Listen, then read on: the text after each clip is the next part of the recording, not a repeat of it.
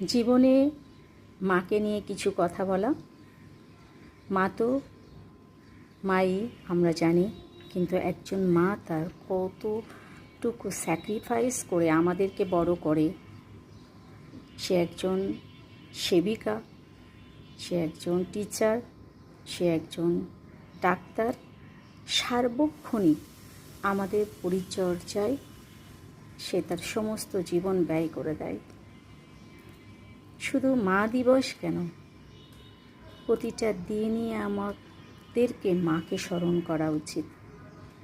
আজ আমার মায়ের কারণেই আমি আমার এই অবস্থানে। 20 বছর আগে আমি মাকে হারিয়েছি। আমি সে সময় সবেমাত্র গ্র্যাজুয়েশন কমপ্লিট করেছি, মাত্র জবের ইন্টারভিউ দিয়েছি।